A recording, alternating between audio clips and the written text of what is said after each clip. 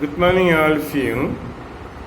This is time that we discuss some linguistic areas like phonology and morphology. UGC is interested in asking questions from these areas also. In modern grammar, the basic unit is called a phoneme. And it was the study called phonology. The study is called phonology. The study of the basic unit is called phoneme, and the study is called phonology.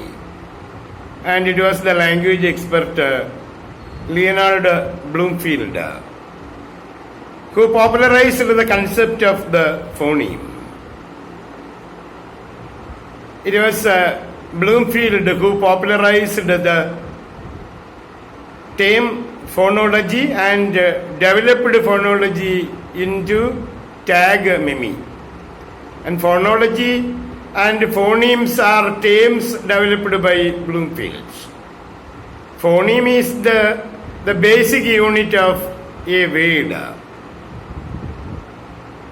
And the basic unit of a sentence, according to Bloomfield, is tag-meme.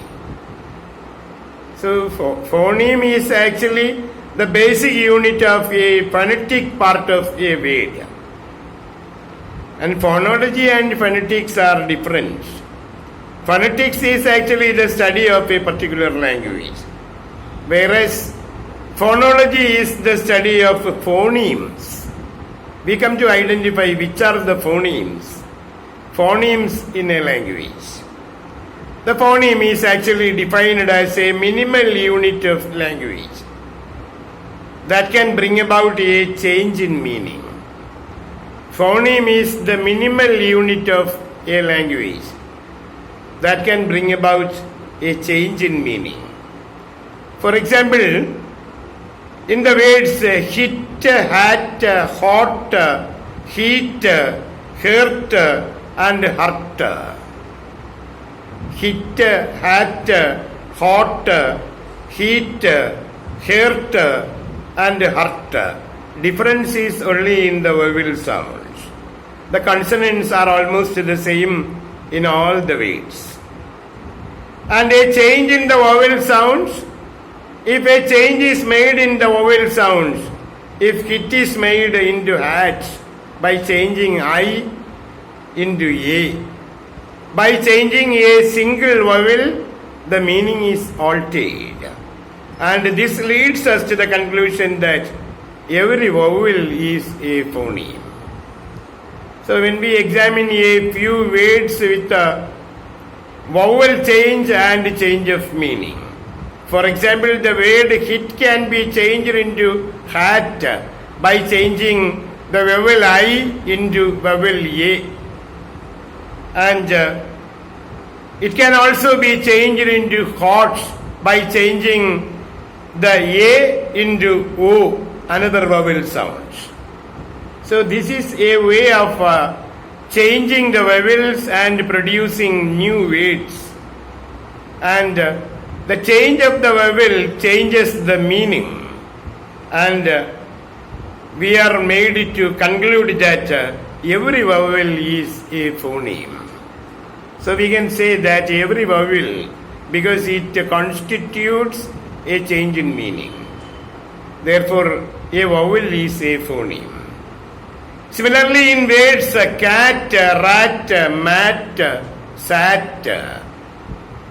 So in words like cat, rat, mat, so the beginning, the consonant S, the consonant C, the consonant R or M is changed. Cat is changed into rat. The AT is remaining there still. And C is changed into R. And the word has become rat, another animal. And the AT is still there in mat, M-A-T, mat. Only the consonant is changed. And in the word sat, the AT is still there, but the consonant is changed to S.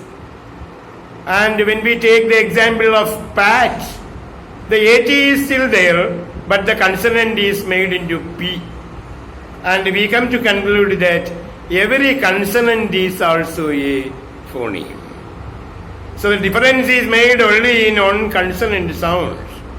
The change in the consonant sound brings about a change in the meaning. Formerly, we had seen that a change in the vowel changed the meaning of the word. And here we come to find a change in the consonant changes the meaning of the words. And this leads us to the conclusion that every consonant is also a phoneme. So we come to the conclusion that every vowel is a phoneme and every consonant is a phoneme. And in this context, we come to find the minimal pairs. The concept of minimal pairs is very useful in phonology. Two words which differ only in one vowel sound or in one consonant sound constitute a minimal pair. There are two words, and the two words become differed only in one vowel or only in one consonant. And if there are two words coming together as pairs, they are called minimal pairs. For example, if the pairs ding dong, and the difference is only in one vowel sound. In ding it is I, and in dong it is U. And in the other pair, hoch, poch. So the only one vowel has been a consonant, actually hoch, H-O-T-C-H, and poch, the consonant P. So if there is change taking place in a pair of words, either through consonant change or through vowel change, it is called a minimal pair. Formerly we have seen if there is a change in the vowel taking place and meaning changes, so the vowel is called a phoneme. And in the case of words, when the consonant changes and the meaning changes, we come to the conclusion that consonant is also a phoneme. And when we come to analyze the minimal pairs, we come to find that the change is taking place either through a consonant or through the change of a vowel. And in pairs like ding dong, hoch poch, namby pamby, we come to find that so the change takes place only in a consonant or in a vowel. In ding dong, the I has been changed to U. And in hoch poch, the consonant H has been changed with the consonant P. And in namby pamby, we come to find the consonant N in the first word namby is changed into pamby, into P.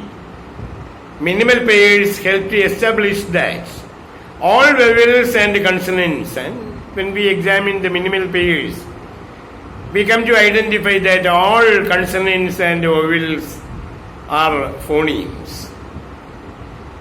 And it is in this context we come to find the suprasegmental phonemes, and it is one very important area. And UGC has asked questions several times from the suprasegmental phonemes. And the suprasegmental phonemes are stress, intonation, and juncture. And this is one very important area. We study this in the area of phonology and phonetics. In language study, we come to find so the terms like stress, intonation, and juncture. And these three things, when they are affected, there will be nothing more included. So when stress, intonation, and juncture are affected in a sentence or in a group of words, when suprasegmental phonemes are affected in a group of words, there are no additions taking place. No word is included. No phoneme is included. So no phoneme comes in the area. and no addition of words come into the area, but the meaning changes. For example, in stress. So in English, a change in stress can bring about a change in meaning. For example, the word project is a noun, while the word project, and it is pronounced as two phonemes. So, when we pronounce the word project, project is noun, and when we pronounce the word project, so he projected an idea before the committee. And when the word is affected, a stress takes place in the middle. And there may be stress coming in the beginning, stress coming at the end. And when we have analyzed the foods in Yamba and in Troki, so the stress is given. In Yamba, the stress is given at the last syllable. And in Troki, the stress is given in the first syllable. And in dactylic and anapest, in dactylic, there are 3 syllables and the stress is given at the end. And in anapest, again there are 3 syllables, stress is given in the beginning. And this way of giving stress to the words can change the meaning also. And this is what called the way of changing meaning by using stress. And when we pronounce a few words, we give stress, and the stress can change the meaning of the word. For example, when we say yes, Y-E-S, yes. So if you give me some money and if I am happy, I receive the money and say, yes, good it is. Thank you, yes, thank you. And when I am not feeling good, I may say, yes, I can't agree with you, but now I agree with you, but really I am not in a position to agree with you, but you can continue sitting in the class. And on another occasion I can say, yes, it is so, or is it so? So I can't believe it. And the word yes, and for example the word no. So if we give alternate stress to the word yes or no, the meaning becomes changed. In English, a stress can bring a change in meaning. And there are words which are used as noun and verb. And when the words are used as verb, a stress will be given almost in the middle of the word. For example, in word like project, object. And when we use these words as verbs, we give a stress in the middle. But when we use these words as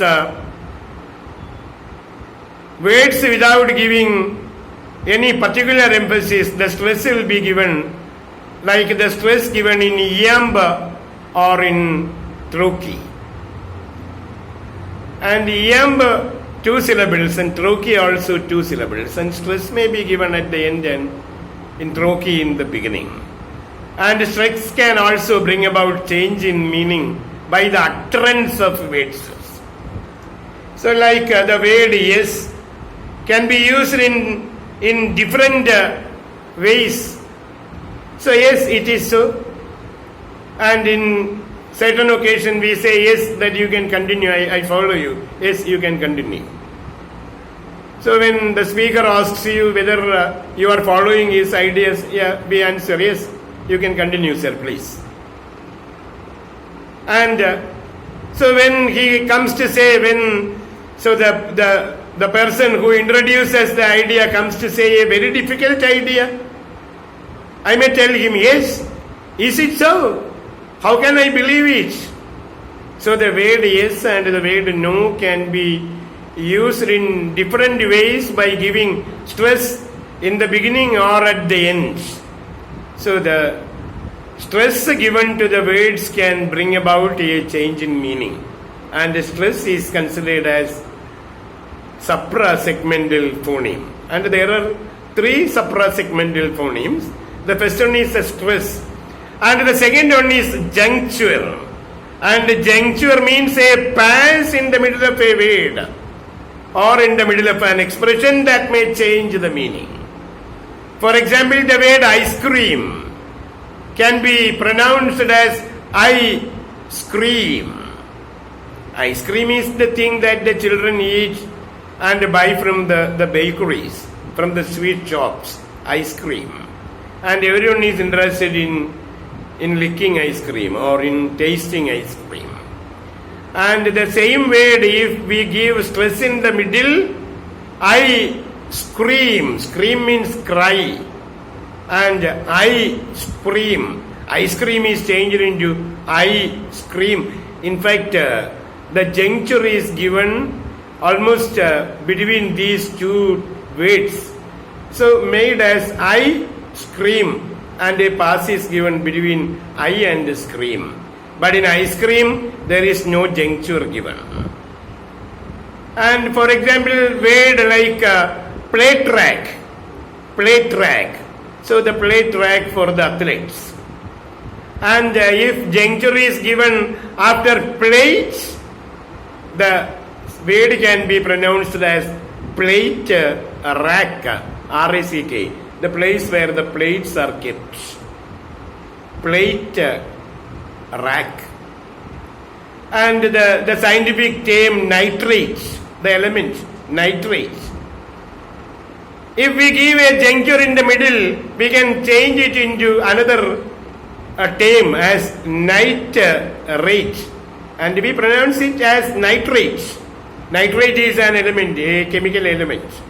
And if we give a juncture in the middle, it will change to become nitrate. And when we give a juncture in a term or in a set of words, and if the meaning will be altered, it is called a suprasegmental phoneme entitled juncture. And it is the way the juncture is adopted. It is the way the juncture is adopted. So I told you stress, intonation and juncture. Stress, intonation and juncture. Stress, we give stress to the words and changing the verb into noun and noun into verb. And in intonation we come to use words like yes or no in alternate ways, in very different ways, and meaning becomes changed, and this is the way called intonation. And juncture, we give a pause in the word and changes the meaning, and these are suprasegmental phonemes. So we change the meaning of words, but there are no additions taking place in the words. No phoneme is included. So neither a vowel nor a consonant is included there. Only by the pronunciation, giving stress and giving emphasis like intonation, and so altering the words into two by juncture, by giving pause. So we change the meanings. And actually, these are called the suprasegmental phonemes. And there are the allophones. And different sounds of the same phoneme are known as allophones. For example, the phoneme T has a clear sound. In a word like 10, the phoneme T has, the consonant T has a clear sound. And in a word like cat, the T has got a dark sound. And usually there is a clear sound at the beginning of the word and dark sound at the end of the word. And different sounds of the same phoneme. Actually the phoneme T is taken as an example. In the word 10, T has got a clear sound. And in the word rat, the T has got a dark sound. And this can also make a change in the meaning. And they are called allophones. In phonology, we come to find the minimal pairs, the suprasegmental phonemes, and allophones. And these are the things that we have to remember from the area of phonology. And thank you for the time being. and I will come with another video on morphology.